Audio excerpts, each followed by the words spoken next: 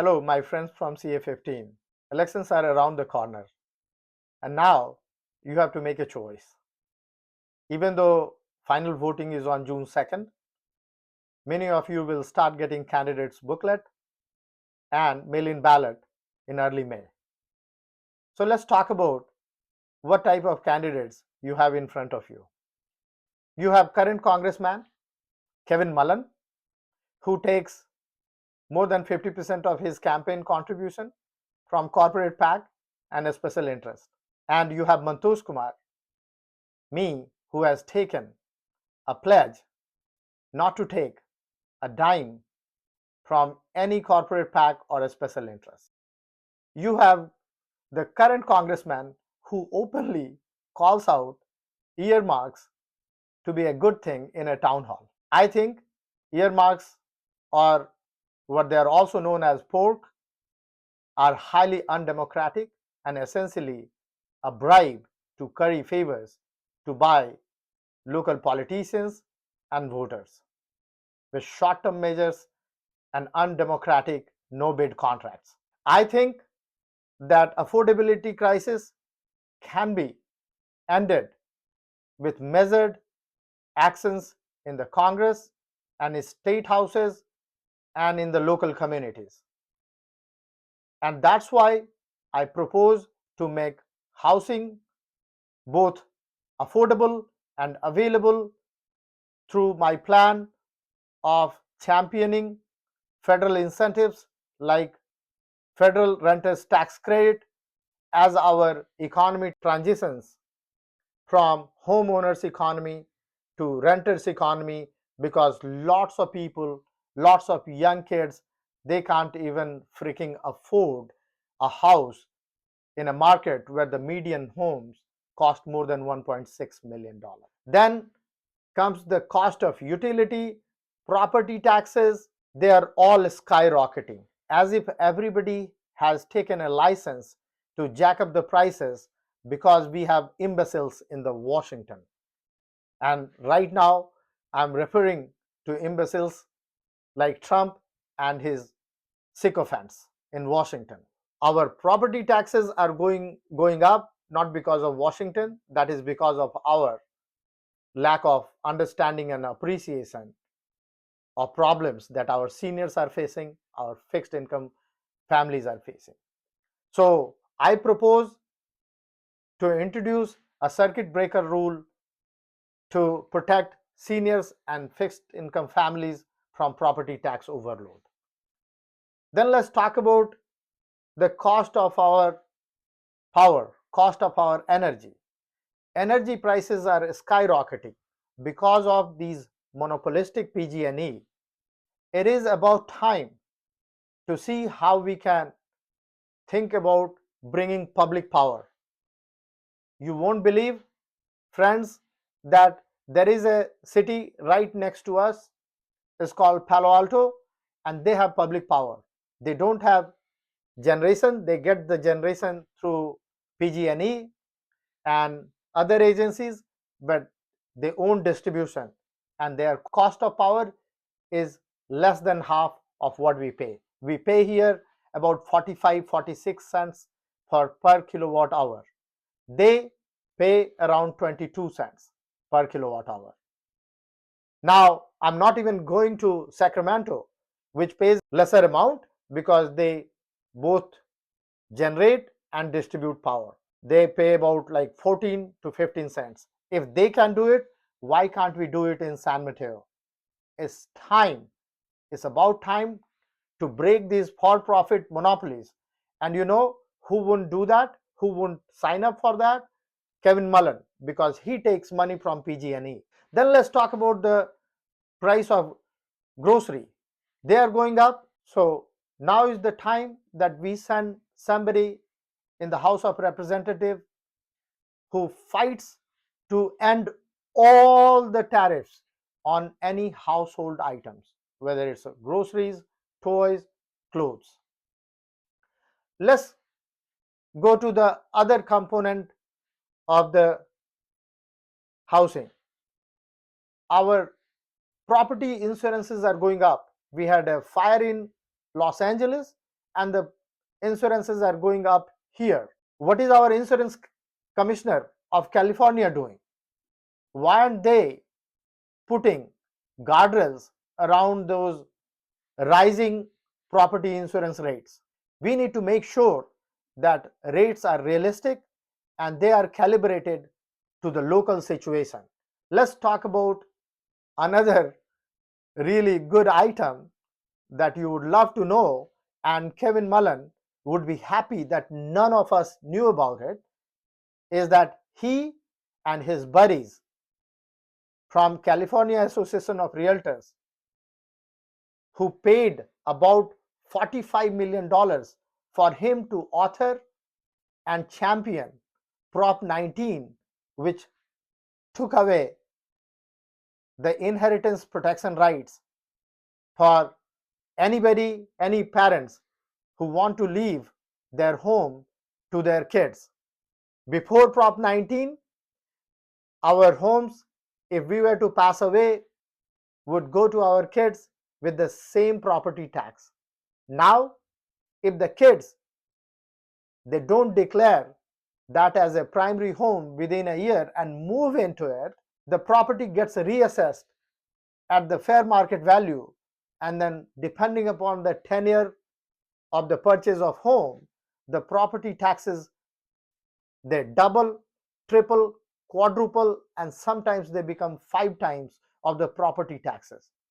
In that situation, kids are forced to sell because they cannot afford it. These guys passed a very duplicitous bill in the middle of COVID with all kinds of contradictory languages and took away that inheritance right. That is not fair. In our constituency, the price of a home, even a 2-bedroom, 1-bath home, is more than $1 million in lots of localities.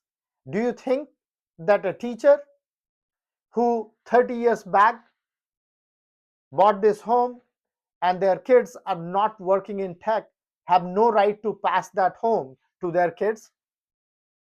Many people in our constituency don't think so. So even though it's a state matter, I strongly support the repeal of Prop 19, which is essentially an extra tax on our seniors and working families. One last thing I wanted to talk when it comes to affordability is that lots of our essential workers, teachers, nurses, social workers, they cannot afford to live in our community. So they have sometimes commute up to 2 hours, 3 hours. They are also called super commute. How are we going to fix that situation? There is a clear solution. That solution exists in Hong Kong. That solution exists in Vienna in Austria. We need to learn from the best of the breed solutions and implement here. And one of the way is on El Camino, next to Caltrain, that corridor, we can create multi-unit housing where, like Vienna, the top level can be available to people who can afford it at the highest prices, the middle level for the median income people, and the lower level for low income people. It works in other countries, it should work here. As opposed to that, if you look at Kevin Mullin's Empty Lot to Housing Act, it seems like he didn't even write it. Somebody from real estate developer lobby has written it, because it says that out of 100 units, 60 units are reserved for people who can pay the market prices. Then 40 units are reserved for people who have income which is 60% of the median income. Then out of that 40 unit, 20% of the housing unit, which equates to only 8 housing unit, is available to somebody which is the 30% or lower of the median income. Now, if I were to go in Congress, I would amend that bill that 40% should be available to people who are making 30% or lower, not like just 8 unit, which is a lip sympathy. So these are the Congress people who are paid heavily by the real estate developers and the real estate agents, so they will be working for them, not for us.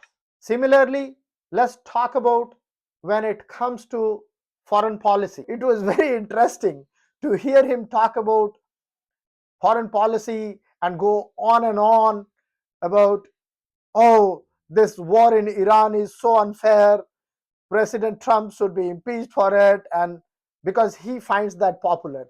But how selectively he omitted any reference to Israel, which is a equal partner in this attack over Israel, Lebanon, and Iran. You know why? Because he has taken $862,000 contribution from APAC. His lifetime contribution is almost 900K. So no wonder he never mentions anything about Israel's action in partnership with America. These guys, you cannot expect anything from them because they are highly sold out to those special interests whose deep pocket they just live in. In our foreign policy, I call out very strongly to stop funding for any genocide abroad, whether it's in Gaza or anywhere, and stop funding any illegal foreign wars. The cost of these wars, unnecessary wars, are so much. If we brought it back, we would be funding Medicare for all for generations. It's about time that we go and fight for universal healthcare system with single payer. It is about time that we pave America's roads with the money that goes out and is paid to military industrial complex, which is rampant here. If we took all the money, corrupt money that goes into these illegal foreign wars, we could pave all our streets in gold. This is a very pivotal time.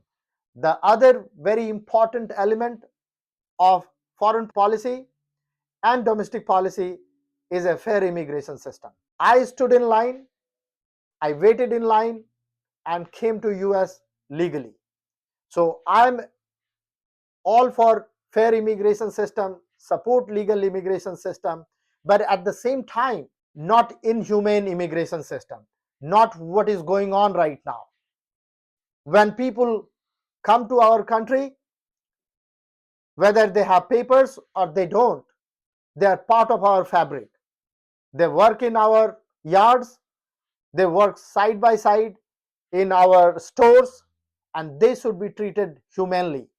And there was a time when Democrats and Republicans wanted to solve the immigration challenge, but it was not politically suitable for Donald Trump. So that's why it didn't happen, because elections were coming. It is about time that we create practical solution to make sure that all the people who don't have documents, they have a path to green card and then citizenship, but they have to go back in the line and pay the penalties and fines. And this system is nothing new.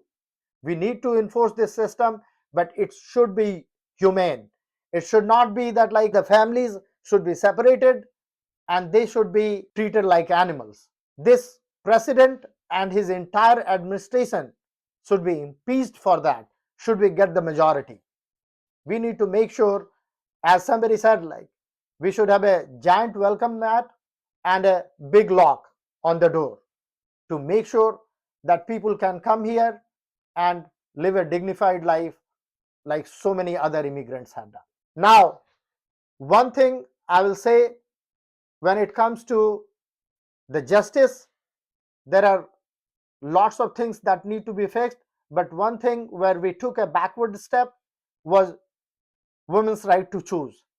And it was because when the Democrats had majority, they did not codify that into law.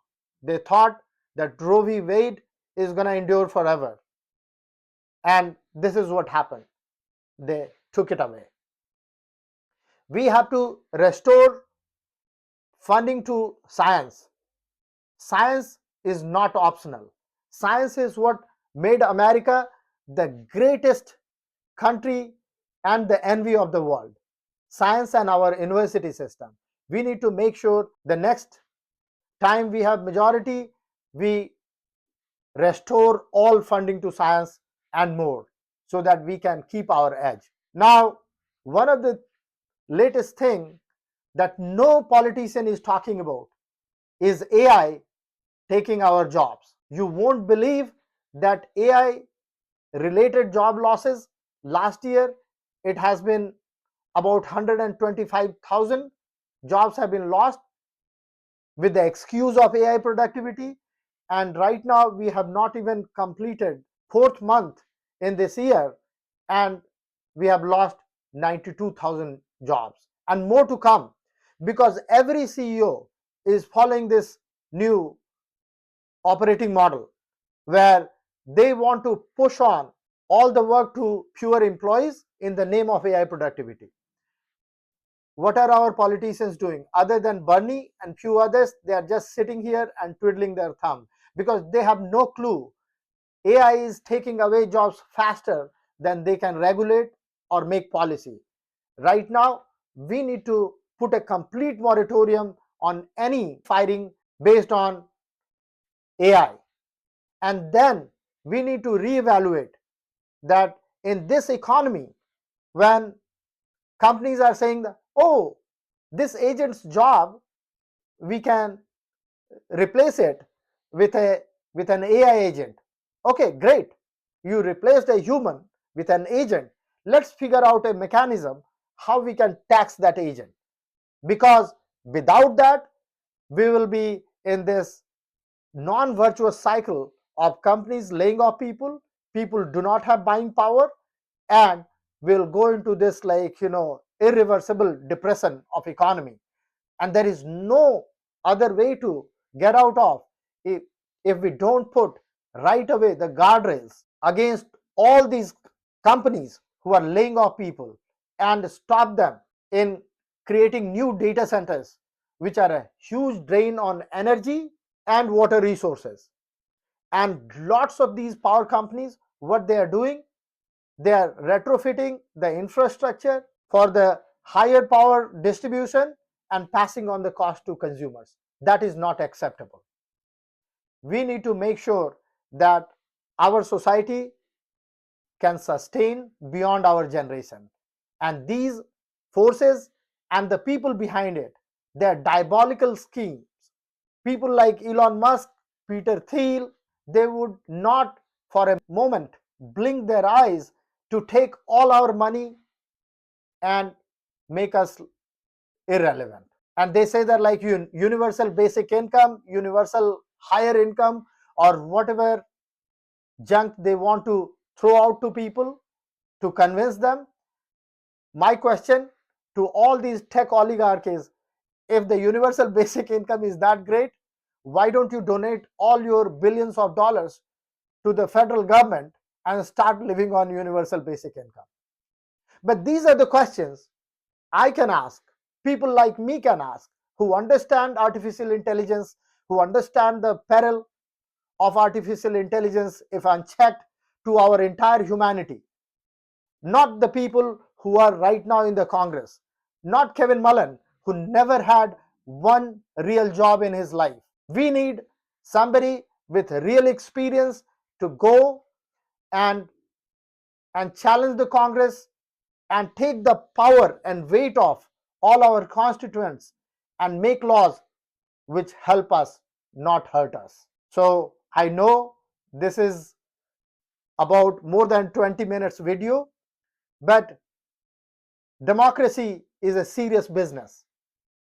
It's not for lightweight. If we treat democracy like a 5-minute pickleball game, nothing against pickleball, I love pickleball, then we get the outcome that we deserve. It's about time we check with a fine tooth comb the record of our congressional representatives, senators, and only send the ones who are honest, clean, and will fight for you every day. Remember, the congressional contract is only for 2 years. It's not for lifetime. And the House of Representatives was designed to have a tenure of 2 years, because if the lady or gentleman who represent us, they do not have the best interest of us in their heart, they should be kicked out. But unfortunately, while the congressional approval rating is 16%, the incumbent re-election rate is more than 90%. How do we expect anything to change? Today, I took time and I talked to you, and I know many of you who will watch this video till the end and even go to my website, my campaign site, which is www.mantosh.us, and click on the issues and check out all my 11-point plan, which covers every aspect of the policy matters and priorities that we should be sending our congressional representative to Washington for, to fight for us and make sure that we get the best representation. Thank you very much, and hopefully you will make a good determination, and of course you will vote for me. Thank you very much. Have a good day. Bye bye.